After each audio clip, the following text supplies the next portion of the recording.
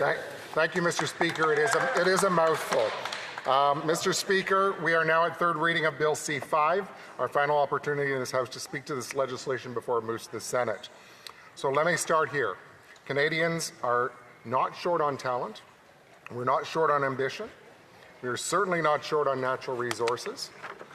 But what we are short on is a government that knows how to unleash that potential and gets things built. And I hear this all the time. People are ready to work. Businesses want to expand. Communities are waiting for critical infrastructure, but over and over again, we run into the same thing. Bureaucratic bottlenecks, overregulation, and a government more interested in announcing headline-grabbing projects rather than permitting economically important ones.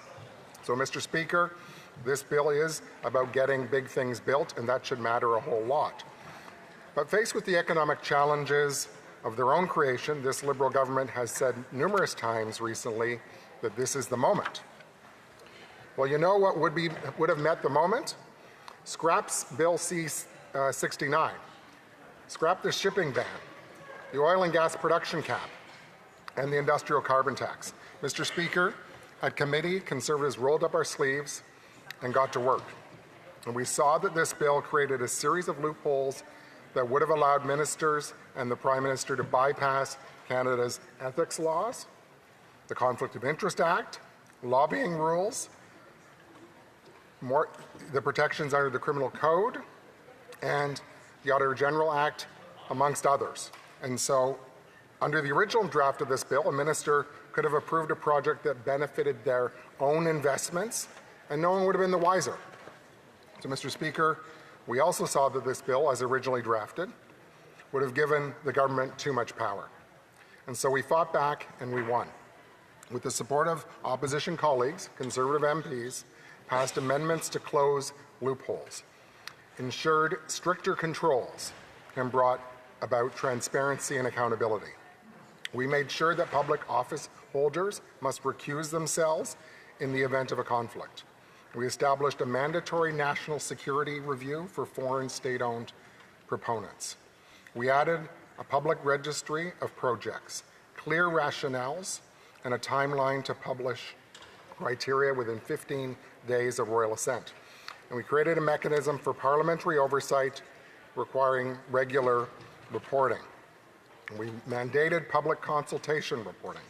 And we forbade the government from exercising these extraordinary powers when Parliament is dissolved or prorogued. Mr. Speaker, Conservatives made this bill better. We delivered transparency, oversight, and guardrails. And I want to thank my colleagues on the Transport Committee for their hard work. But let me be clear. While we made it better, we cannot pretend that this bill is the be-all and end-all of meeting the moment. So let's look at part one of the bill, which is about free trade and labour mobility within Canada. And it sounds ambitious, but in reality, it's far more limited. There are no binding timelines, no penalties for delays, no incentives for provinces to actually remove trade barriers, and no framework for a Blue Seal licensing standard that would allow professionals such as engineers, nurses, skilled tradespeople to work across the country based on national credentials. At committee, we heard from Catherine Swift, President of the Coalition of Concerned Manufacturers and Businesses of Canada, who summed it up well. Canada has been talking about internal trade for 3 decades, report after report, announcement after announcement, but still not nearly enough meaningful action. So the fear is that this bill will only add to that pile, and it would become just another press release without a solid plan to move forward, which is why Conservatives have been proposing a better way to provide financial incentives for provinces to eliminate barriers, which would be a win-win, which would boost GDP, which would increase revenues and allow provinces to reinvest in important infrastructure projects. And the IMF has estimated that removing internal trade barriers could raise Canada's GDP by as much as 4%. And that's real growth, real paychecks, and real opportunity. But very little of that is in C-5. So again, Mr. Speaker, this bill does not do enough to seriously address the economic headwinds that Canada is facing. So now into part 2 of the bill, the Building Canada Act. This section is supposed to fast-track major projects that are in the national interest. But instead of real reform, we get a selective shortcut. All the red tape and bills like C-69 and C-48 remain in place. And there's no clear criteria for what makes a project eligible. There's no certainty for investors, just more discretion handed to the ministers who have failed to deliver time and time again. Yes, Conservatives improved the bill at committee, but flaws remain. We heard from Dr. Xenia Pirot, who's Director of Energy and Natural Resources and Environment at the Macdonald-Laurier Institute at committee. And she warned us very bluntly that global capital is mobile. Investors are not going to wait around for a country that takes years to approve a pipeline or transmission line. In fact, they aren't waiting. They're going to the United States. They're going to Australia. They're going to Norway, to countries with the same environmental standards, but faster, clearer, more reliable approval processes. We can't ignore the warning signs. Canada has dropped in global rankings for competitiveness. A lack of clarity, slow timelines, and politicized approvals are driving investment away. Conservatives believe in a better path, one-and-done approvals, a national energy corridor, shovel-ready zones. We all want to see projects proceed, worthy projects, not just the ones that are politically favorable that particular week or month. And we're in an era of fierce global competition, urgent infrastructure needs, and historic opportunity. And while this legislation sets a framework, there is more to be done.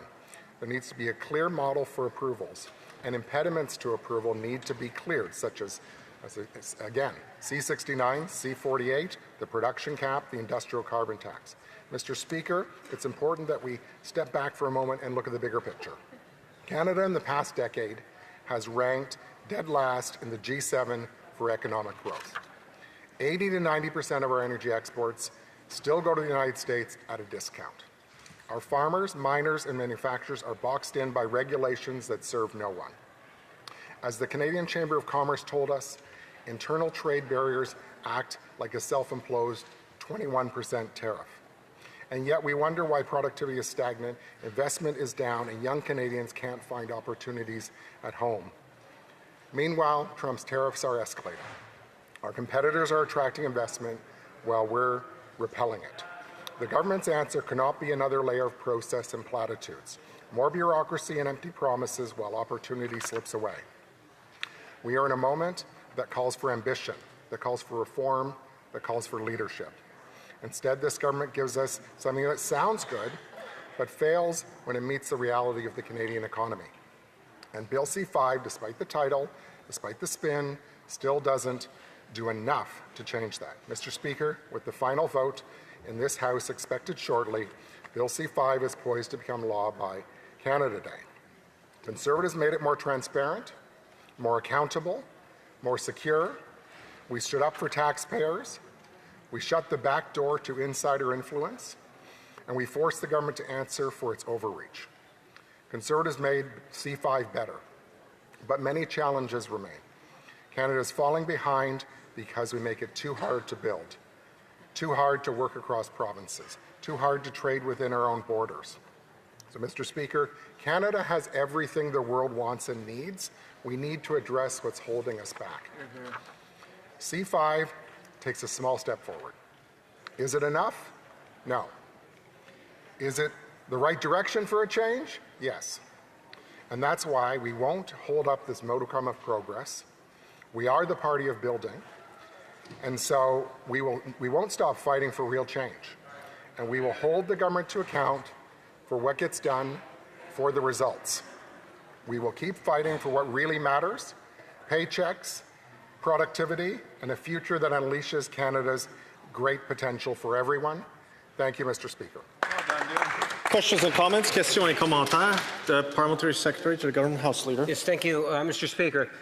Page 1 of the Liberal Party election platform made it very clear we want to have one Canadian economy. This Prime Minister has delivered on that commitment to Canadians. By July 1, because we will be passing the legislation in the next couple of hours, we will have an opportunity and a framework that's going to enable and complement things such as the First Minister's meeting that the Prime Minister had with all the premiers and First Ministers. And there was a lot of good discussions that had taken place. Premiers are on board of all political stripes. The national government needed to step up. We have stepped up with the new Prime Minister, a new administration, and my question to the member is, well, how would he reflect on the overall Team Canada approach that was clearly demonstrated at the First Minister's meeting just 2 weeks ago? Member for Flamborough, Glanbrook, Brant North. Thank you. Always great questions from the member from Winnipeg North. So are we going to have free trade in Canada and that $200 billion opportunity by Canada Day? No, we're not. There's a framework, but there's a lot to do. And if we just heard the minister's speech, there's still a number of things that are going to happen in July and a number of meeting of the minds, convening, which is something the Liberal government is very good at. But we're not seeing action. And if you want to talk about a Team Canada approach, I would remind the member for Winnipeg North that the Premier of my province, Premier Ford, has been one of the ones that's called for the scrapping of C-69. As I've indicated, one of the impediments to building things. And that's going to stop them from building projects in Ontario as well. Questions et commentaires.